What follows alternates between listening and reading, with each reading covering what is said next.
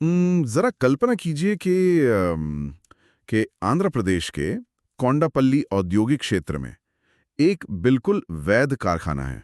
अच्छा। मतलब एकदम लाइसेंस प्राप्त रासायनिक कारखाना। रोज लोग काम पर आ रहे हैं, मशीनें चल रही हैं और कागजों पर हर एक टैक्स चुकाया जा रहा है। हाँ, बाहर से देखने पे तो सब कुछ एकदम नॉर्मल लगेगा। बिल्कुल नॉर्मल। लेकिन उस कारखाने के बहीखातों और उन पाइपलाइनों के अंदर गहराई में कुछ और ही पकड़ा है।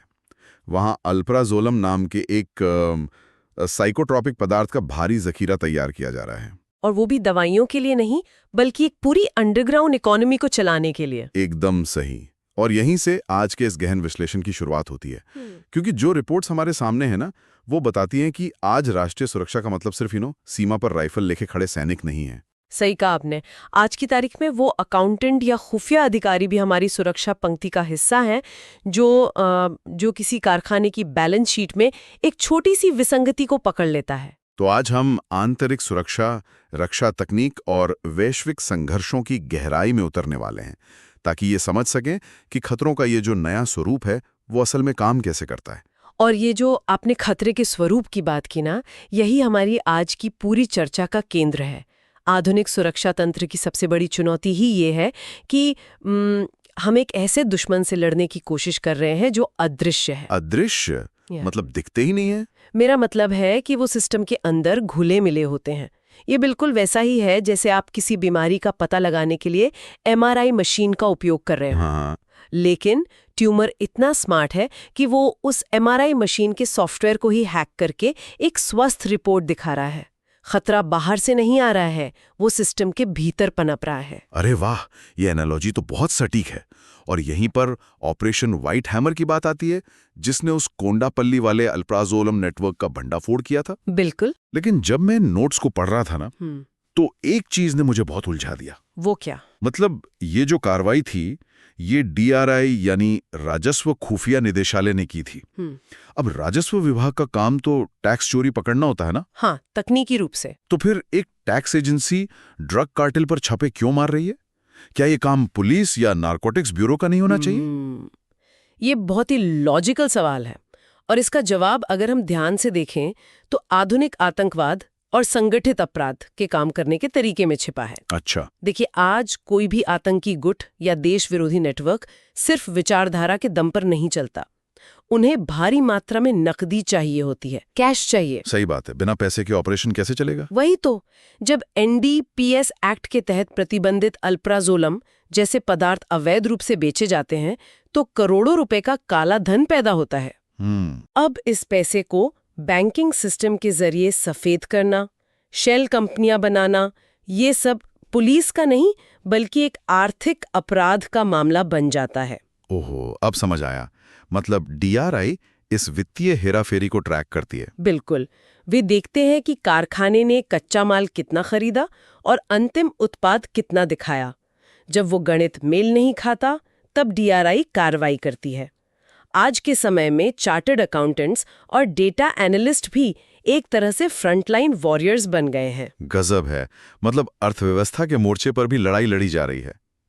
लेकिन अगर हम जमीनी हकीकत पर आएं, तो देश के जो महत्वपूर्ण भौतिक ढांचे हैं, जिन्हें फिजिकल इंफ्रास्ट्रक्चर कहते हैं, उन्हें सुरक्षित रखना भी तो उतना ही अहम है। बिल्कुल अहम है। जैसे हाल ही में सीआईएसएफ यानी केंद्रीय औद्योगिक सुरक्षा बल, उसने अपना 57वां स्थापना दिवस मनाया। हाँ, 10 मार्च को। सीआईएसएफ को 1969 में विशेष रूप से इन्हीं संपत्तियों की सुरक्षा के लिए बनाया गया था। हाँ, लेकिन यहां मुझे एक और विरोधाभास दिखा। हम रोज देखते हैं कि सीआईएसएफ दिल्ली मेट्रो में यात्रियों के बैग चेक कर रही है। सही बात है। और वही सीआईएसएफ परमाणु ऊर्जा विभाग के अति संवेदनशील रिएक्टर्स की सुरक्षा भी कर रही है। हाँ, ये थोड़ा अजीब लगता है सुनने में, है ना? मतलब एक आम पब्लिक ट्रांसपोर्ट और एक न्यूक्लियर प्लांट, दोनों की सुरक्षा एक ही बल क्यों कर रहा है? खतरे का स्तर तो जमीन आसमान का है। स्तर अलग जरूर है, लेकिन खतरे की प्रकृति एक समान है। प्रकृति समान है, वो कैसे? देखिए, अगर हम मिलिट्री यानी सेना और सीआईएसएफ जैसे अर्धसैनिक बल के बीच का अंतर समझे ना, तो सेना रक्षा मंत्रालय के अधीन है। उनका प्रशिक्षण युद्ध लड़ने और सीमा पार के दुश्मनों को नष्ट करने के लिए होता है। लेकिन सीआईएसएफ गृह मंत्रालय के अधीन आती है। अच्छा, तो अप्रोच बदल जाती है। बिल्कुल। इनका प्रशिक्षण एक नागरिक परिवेश मतलब सिविलियन कॉन्टेक्स्ट में सुरक्षा देने का है। परमाणु संयंत्र हो या दिल्ली मेट्रो, दोनों जगह हजारों आम कर्मचारी या नागरिक मौजूद होते हैं। सही बात है। वहां आप हर किसी पर शक करके गोली तो नहीं चला सकते। एकदम सही। वहां आपको भीड़ के बीच छिपे एक सैबोटर यानी एक विध्वंसक को पहचानना होता है। ये आतंकवाद निरोधी और एंटी सैबोटाज विशेषज्ञता है जो मुख्य रूप से सीआईएसएफ के पास ही है। क्या बात है, ये तो बहुत ही स्पष्ट हो गया। तो जमीन पर मौजूद संपत्तियों को कैसे सुरक्षित किया जा रहा है ये हमने समझ लिया। लेकिन अगर हम खतरे की एवोल्यूशन को देखें तो जमीन पर चाहे जितनी भी ऊंची दीवारें खड़ी कर दें, वो आसमान से आने वाले खतरे को नहीं रोक सकती। एकदम सही। एक ऊंची दीवार एक 50,000 रुपए के ड्रोन को थोड़ी ना रोक सकती है जो 5,000 फीट की ऊंचाई से कोई विस्फोटक गिराने आ रहा हो। बिल्कुल नहीं रोक सकती। और शायद इसीलिए रिपोर्ट्स में भारत के मिशन सुदर्शन चक्र का इतनी प्रमुखता से जिक्र है। हाँ, जब जमीनी सुरक्षा को आसानी से बाईपास किया जाने लगा तो आसमान की सुरक्षा अपरिहार्य हो गई। मिशन सुदर्शन चक्र भारत की एक बहुस्तरीय यानी मल्टीलेयर्ड एआई सक्षम वायु और मिसाइल रक्षा प्रणाली है। जब आप बहुस्तरीय कहती हैं तो इसका तकनीकी अर्थ क्या है? क्या ये बस एक के पीछे एक बहुत सारी मिसाइलें खड़ी करने जैसा है? नहीं नहीं, ये सिर्फ मिसाइलें खड़ी करना नहीं है। ये लागत और खतरे की गति मतलब कॉस्ट और स्पीड की जो असिमेट्री है उसका प्रबंधन है। अच्छा, थोड़ा विस्तार से समझाइए ना। देखिए, सबसे बाहरी परत में लंबी दूरी के खतरे आते हैं जैसे बैलिस्टिक मिसाइलें। उनको रोकने के लिए डीआरडीओ का प्रोजेक्ट कुशा और S-400 जैसी प्रणालियां हैं। ठीक है, ये तो आउटर लेयर हो गई। हाँ, फिर बीच की परत आती है जिसमें MRSM यानी मीडियम रेंज की मिसाइलें हैं। और सबसे अंदरूनी परत में इजराइल के आयरन डोम और भारत के दुर्गा 2 जैसे लेजर हथियार शामिल हैं। लेजर हथियार मतलब एकदम साइफाई फिल्मों जैसा। बिल्कुल। और इसका कारण भी है। आप एक छोटे से सस्ते ड्रोन को गिराने के लिए 20 करोड़ रुपए की S-400 मिसाइल फायर नहीं कर सकते ना। अरे हाँ, वो तो आर्थिक रूप से बहुत बड़ा नुकसान हो जाएगा। मतलब बिना युद्ध लड़े ही देश को दिवालिया करने का एक तरीका बन जाएगा ये तो। एकदम सही पकड़ा आपने। इसीलिए इजराइल का नाम इसमें प्रमुखता से आता है। क्योंकि इजराइल ने आयरन डोम के जरिए इस कॉस्ट इफेक्टिव इंटरसेप्शन को असल लड़ाइयों में साबित किया है, राइट? हाँ, उनके एल्गोरिदम सिर्फ कंप्यूटर सिमुलेशन पर नहीं चलते बल्कि असली युद्ध के डेटा पर प्रशिक्षित है। लेकिन इसी कॉस्ट इफेक्टिव अप्रोच से जुड़ी एक और खबर है इन नोट्स में जो मुझे सच में बहुत हैरान कर रही है। कौन सी खबर? रक्षा मंत्रालय ने तुंगुस्का वायु रक्षा प्रणाली खरीदी है। हाँ, ये सोवियत मूल का सिस्टम है। वही तो। ये 1980 के दशक की तकनीक है। मतलब एक तरफ हम अभी एआई और लेजर हथियारों की बात कर रहे हैं और दूसरी तरफ हम 40 साल पुरानी तकनीक खरीद रहे हैं। ये विरोधाभास लगता जरूर है। तो फिर ये तो पीछे जाने वाली बात हो गई ना। सतह पर देखने में बिल्कुल ऐसा ही लगता है, लेकिन तुंगुस्का के काम करने का जो तरीका है वही इसे आज के इस ड्रोन युग में वापस प्रासंगिक बनाता है। अच्छा, वो कैसे? ये एक हाइब्रिड सिस्टम है। मतलब इसमें सिर्फ मिसाइलें नहीं हैं बल्कि 30 मिलीमीटर की ऑटो कैनन यानी तोपें भी लगी हैं। तो तोपें ड्रोन को कैसे मारेंगी? आधुनिक रडार तो वैसे ही छोटे ड्रोन्स को नहीं पकड़ पाते। वही तो। जो फाइबर या प्लास्टिक के छोटे ड्रोन जमीन के बेहद करीब उड़ते हैं उन्हें रडार मुश्किल से पकड़ता है और मिसाइल लॉक करना तो और भी मुश्किल होता है। ऐसे में तुंगुस्का काम आती है। इसकी रडार से जुड़ी तोपें आसमान में 1 सेकंड में दर्जनों गोलियां दागकर एक तरह से लेड की एक दीवार खड़ी कर देती है। ओह, अ वॉल ऑफ लेड। हाँ, ड्रोन उस गोलियों की दीवार से टकराकर खुद ही नष्ट हो जाता है। सस्ते ड्रोन्स के खिलाफ गोलियों की ये पुरानी तकनीक लेजर जितनी ही मारक है और बेहद सस्ती भी। गजब है। मतलब पुराने हथियारों से नए खतरों का समाधान, ये तो वाकई दिलचस्प है। बिल्कुल। चलिए, जमीन और आसमान की तो बात हो गई, अब समुद्र की गहराई की ओर चलते हैं। इन रिपोर्ट्स के मुताबिक garden reach ship builders and engineers यानी GRSE ने भारतीय नौसेना को कुछ नए प्लेटफॉर्म सौंपे हैं। हाँ, 3 प्रमुख प्लेटफॉर्म्स की बात हुई है। जी, INS दूनागिरी, INS संशोधक और INS अग्रे। और साथ ही नोट्स में INS अंजदीप का भी जिक्र है। बिल्कुल। अब INS दूनागिरी की बात करें तो ये एक प्रोजेक्ट 17A स्टील्थ फ्रिगेट है जिसमें ब्रह्मोस और ASA मतलब ASA रडार लगा है। अब हम फिल्मों में देखते हैं कि रडार एक घूमती हुई छतरी की तरह होता है। ये ASA रडार उस पुरानी छतरी वाले रडार से अलग कैसे है? देखिए, जो घूमती हुई छतरी वाले रडार होते हैं ना, वो एक समय में एक ही दिशा में देख सकते हैं। वो एक टॉर्च की तरह है। मतलब आप जहां टॉर्च घुमाएंगे रोशनी वहीं जाएगी। एकदम सही। और बाकी का कमरा उस वक्त अंधेरे में रहेगा। लेकिन ये जो ऐसा रडार है ये घूमता नहीं है। तो फिर स्कैन कैसे करता है? ये सैकड़ों छोटे छोटे ट्रांसमीटर्स का एक फ्लैट पैनल होता है। ये ऐसा है जैसे एक ही समय में सैकड़ों लेजर पॉइंटर्स अलग अलग दिशाओं में काम कर रहे हों। अरे वाह। हाँ, ये एक ही पल में कई मिसाइलों, विमानों और ड्रोन्स को एक साथ ट्रैक कर सकता है। युद्ध के मैदान में ये तकनीक एक सेकंड के अंश में फैसले लेने की ताकत देती है। ये तो बहुत एडवांस है। लेकिन इसके ठीक विपरीत आईएनएस संशोधक है, जो कि एक सर्वे वेसल है। हाँ, मतलब इसमें कोई बड़ी मिसाइलें नहीं है, ये सिर्फ ओशनोग्राफिक डेटा यानी समुद्र विज्ञान का डेटा इकट्ठा करता है। किसी को भी लगेगा कि ये तो बहुत साधारण सा काम है। और जो सबसे साधारण लगता है ना, हाँ। अक्सर वही सबसे घातक होता है। वो कैसे? क्योंकि आधुनिक नौसैनिक युद्ध पूरी तरह से पानी के नीचे लड़े जाते हैं। पनडुब्बियां सोनार यानी ध्वनि तरंगों का उपयोग करके अपना रास्ता खोजती हैं। लेकिन पानी का तापमान, उसका खारापन और समुद्र तल का ऊबड़-खाबड़ होना, ये सब चीजें ध्वनि तरंगों की दिशा को मोड़ देते हैं। अच्छा, तो आवाज सीधी नहीं जाती है? बिल्कुल नहीं। अगर आपके पास अपने आसपास के समुद्र का सटीक टोपोग्राफिक डेटा नहीं है तो आपकी करोड़ों की पनडुब्बी एक तरह से अंधी हो जाएगी। आप दुश्मन की पनडुब्बी को ढूंढ ही नहीं पाएंगे। ओह, मतलब डेटा ही आधुनिक युद्ध का असल गोला बारूद है। 100%। और ये बात सीधे आईएनएस अग्रेया और आईएनएस अंजदीप से जुड़ती है? बिल्कुल जुड़ती है। क्योंकि नोट्स के मुताबिक ये anti submarine warfare shallow water crafts हैं। शैलो वाटर मतलब उथला पानी? हाँ।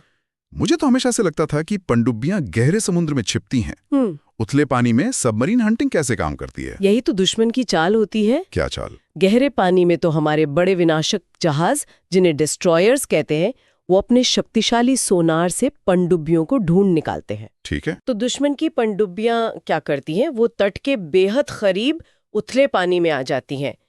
वहां लहरों का शोर बहुत ज्यादा होता है और बड़े जहाज वहां नहीं जा सकते क्योंकि वे जमीन से टकरा जाएंगे। अरे बाप रे, मतलब एक सेफ जोन मिल गया उन्हें। बिल्कुल। और यहीं पर आईएनएस अग्रेया और अंजदीप जैसे छोटे स्वदेशी और तेज जहाज काम आते हैं। ये 88% मेड इन इंडिया है। ये इसी शोर शराबे वाले उथले पानी में जाकर उन पनडुब्बियों को खोजकर नष्ट करने के लिए ही डिजाइन किए गए हैं। क्या कमाल की रणनीति है। तो एक तरफ हम अपने तटों की रक्षा के लिए ये स्वदेशी जहाज बना रहे हैं, लेकिन रक्षा का एक कूटनीतिक पहलू भी तो है। बिल्कुल है। कूटनीति तो पहली रक्षा पंक्ति होती है। हाँ। जैसे ऑपरेशन सागर बंधु का जिक्र है। भारतीय सेना ने चक्रवात दितवा के बाद राहत कार्य करते हुए श्रीलंका में कोलंबो को पुटलम से जोड़ने वाला एक बड़ा पुल बनाया। हाँ, ये एक बहुत ही महत्वपूर्ण कदम था। लेकिन कोई भी आम टैक्स पेयर ये पूछ सकता है कि देश के रक्षा बजट का पैसा किसी दूसरे देश में पुल बनाने पर क्यों खर्च हो रहा है?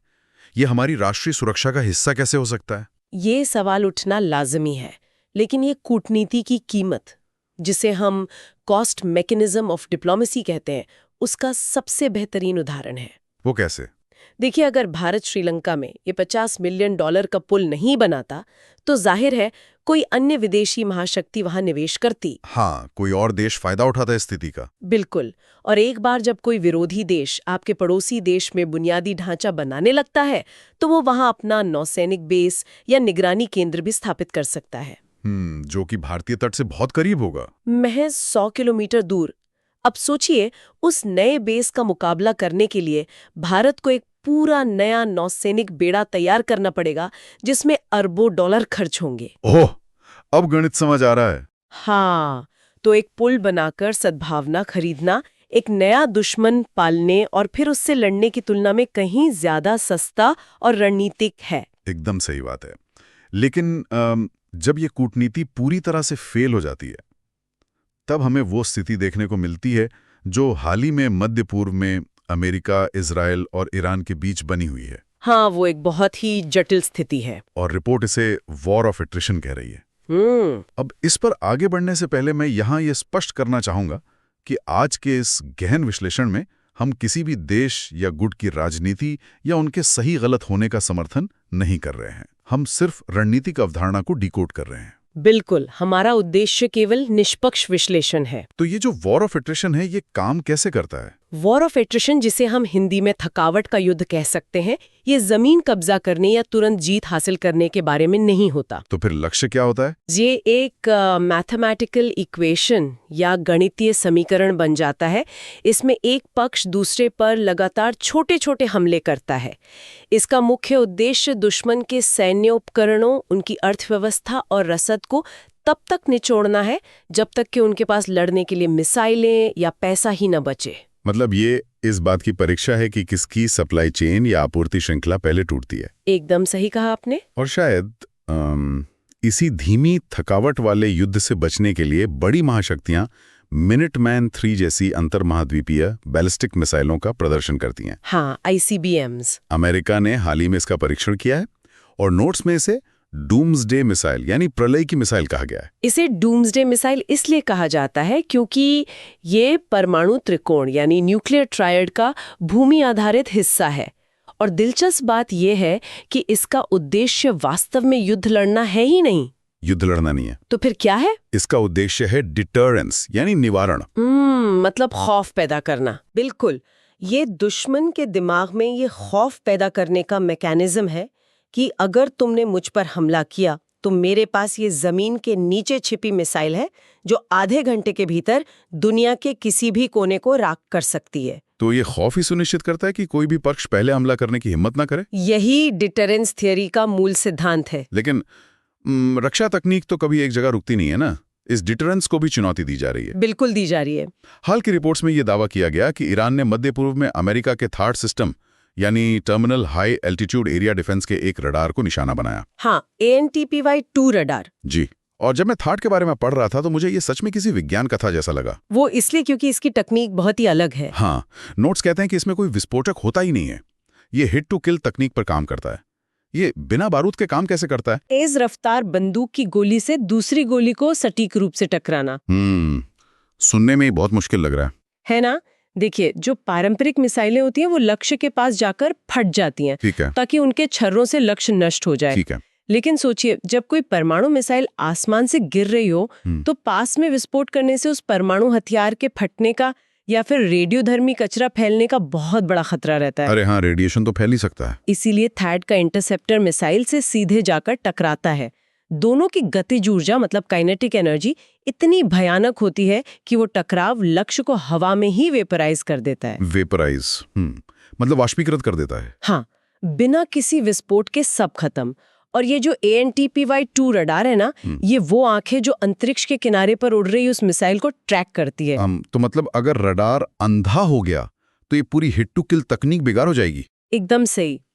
बिना आंख के मिसाइल कैसे टकराएगी? लेकिन ये सारा भारी भरकम सिस्टम, ये मिसाइलें, रडार, ये तब तक काम नहीं कर सकते जब तक उनके पास ईंधन ना हो। रसद के बिना तो युद्ध लड़ा ही नहीं जा सकता। और यही बात ऑपरेशन एपिक फ्यूरी के दौरान इराक में हुए उस हादसे से साबित होती है जब एक KC-135 स्ट्रैटोटैंकर विमान दुर्घटनाग्रस्त हो गया था। KC-135 ये हवा में ईंधन भरने वाला यानी एरियल रिफ्यूलिंग विमान है। ये लॉजिस्टिक्स का एक मास्टरपीस है। मास्टरपीस कैसे? जरा सोचिए, 2 विमान 800 किलोमीटर प्रति घंटे की रफ्तार से हवा में उड़ रहे हैं और उसी रफ्तार में हवा में ही एक धातु का पाइप एक विमान से दूसरे विमान में जुड़ता है और हजारों लीटर जेट फ्यूल ट्रांसफर किया जाता है। ये तो सच में गजब का इंजीनियरिंग मावल है। और आपको जानकर हैरानी होगी कि इसे 1950 के दशक में बोइंग ने डिजाइन किया था और ये आज भी उतना ही प्रासंगिक है। मतलब 70 साल पुराना डिजाइन। हाँ, क्योंकि अगर फाइटर जेट्स को आसमान में ईंधन ना मिले तो वे लंबी दूरी तक हमला कर ही नहीं सकते। इस विमान के बिना दुनिया की कोई भी बड़ी वायुसेना अपनी सीमाओं से बाहर काम नहीं कर सकती। कमाल है। तो अब अर्थशास्त्र की बात करते हैं, क्योंकि इन सभी फाइटर जेट्स, ASA रडार और जहाजों की कीमत अरबों डॉलर में होती है। हथियारों का अर्थशास्त्र बहुत ही दिलचस्प विषय है। हाँ, जैसे सिप्री यानी Stockholm International Peace Research Institute की रिपोर्ट इसके आंकड़े बताते हैं कि 2021 से 25 के बीच वैश्विक हथियारों के आयात में भारत की हिस्सेदारी 8.2% रही है और इसमें 40% हिस्सा अकेले रूस से आता है, 29% फ्रांस से और 15% इजराइल से। ये डेटा बहुत कुछ कहता है। लेकिन मेरे दिमाग में एक बहुत बड़ा विरोधाभास पैदा हो रहा है यहाँ। कैसा विरोधाभास? देखिए, हमने कुछ ही दिन पहले बात की कि आईएनएस अग्रे 88% स्वदेशी है। हाँ, बिल्कुल। तो फिर हम आयात में दुनिया में इतने ऊपर कैसे हैं? मतलब, क्या हम आत्मनिर्भर हैं या हम अभी भी निर्भर हैं? ये जो विरोधाभास आपको दिख रहा है ना, ये असल में एक संक्रमण काल यानी ट्रांजिशन फेज को दर्शाता है। ट्रांजिशन फेज, थोड़ा समझाइए। देखिए, वो जो 40% रूसी आयात है, वो अचानक से खरीदे गए नए हथियार नहीं है। तो फिर क्या है? वो दशकों पुराने लड़ाकू विमानों, पनडुब्बियों और टैंकों के स्पेयर पार्ट्स, उनके रखरखाव और इंजनों के लिए चल रहे पुराने कॉन्ट्रैक्ट्स हैं। ओह, मतलब जो फ्लीट हमारे पास पहले से है, उसे चालू रखने का खर्च। एकदम सही। और दूसरी तरफ नौसेना के जो जहाज 88% स्वदेशी बन रहे हैं, वे भारत के वर्तमान और भविष्य का रास्ता दिखा रहे हैं। हम प्लेटफॉर्म जैसे जहाज का ढांचा आप खुद बना रहे हैं, लेकिन कुछ विशिष्ट तकनीकें जैसे उन्नत सेंसर या एडवांस्ड जेट इंजन वो अभी भी आयात कर रहे हैं। तो मतलब सिप्री का ये डेटा दिखा रहा है कि भारत अब आयात निर्भरता से निकलकर तकनीक हस्तांतरण और आत्मनिर्भरता के बीच का एक जटिल पुल पार कर रहा है। बिल्कुल सटीक विश्लेषण है आपका। तो आज की इस पूरी चर्चा को अगर हम समेटें तो ये एकदम स्पष्ट हो जाता है कि सुरक्षा सिर्फ सरहदों की रखवाली तक सीमित नहीं रह गई है। बिल्कुल नहीं। ये आंध्र प्रदेश के एक कारखाने में छिपे वित्तीय कागजों से शुरू होती है।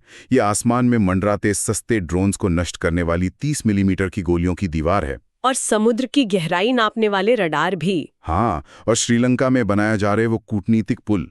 और दूसरी तरफ वैश्विक स्तर पर अगर देखें तो डूम्सडे मिसाइलों के डिटोरेंस और थैड के काइनेटिक इम्पैक्ट के बीच चल रही रस्साकशी। मतलब ये पूरा परिदृश्य एक मशीन की तरह है जिसके सारे पुर्जे एक दूसरे से जुड़े हुए हैं। एकदम सही। और ये पूरी चर्चा श्रोताओं के लिए एक ऐसा विचार भी खड़ा करती है जो शायद भविष्य की सुरक्षा नीतियों को देखने का नजरिया ही बदल दे। अच्छा, वो क्या विचार है? देखिए, आज हमने सिप्री डेटा के हवाले से अरबों डॉलर के भारी हथियारों और धातुओं के आयात की बात की। लेकिन जैसे जैसे मिशन सुदर्शन चक्र में AI एल्गोरिदम और लेजर तकनीक मुख्यधारा में आ रही है, तो क्या ऐसा हो सकता है कि अगले एक दशक में हथियारों का ये भौतिक आयात ही पूरी तरह खत्म हो जाए? मतलब हथियारों के हार्डवेयर का इंपोर्ट ही बंद हो जाए? हाँ, सोचने वाली बात है कि क्या भविष्य में रक्षा सौदे युद्धपोतों और तोपों के नहीं, बल्कि सिर्फ क्वांटम कोड्स और साइबर सिक्योरिटी एल्गोरिदम से भरी हार्ड ड्राइव्स के होंगे? अरे बाप रे, ये तो पूरी गेम ही बदल देगा। बिल्कुल। क्या आने वाले समय में लोहा नहीं बल्कि सिर्फ डेटा और सॉफ्टवेयर ही हमारा सबसे बड़ा आयात और सबसे बड़ा हथियार बन जाएगा? ये सच में एक ऐसा सवाल है जो पारंपरिक युद्ध की पूरी अवधारणा को चुनौती देता है। मतलब शायद भविष्य की सेनाएं सीमाओं पर या खाइयों में नहीं, बल्कि सर्वर रूम्स और कोड्स की भूल भुलैया में लड़ेंगी। बिल्कुल संभव है। जिस अदृश्य खतरे की बात हमने शुरुआत में की थी, उसका अंतिम रूप शायद यही डेटा होगा। तो आज के इस गहन विश्लेषण को हम इसी विचार के साथ विराम देते हैं। ज्ञान के इन असीमित पन्नों से अगले रहस्य को सुलझाने तक अपनी जिज्ञासा को ऐसे ही बनाए रखें।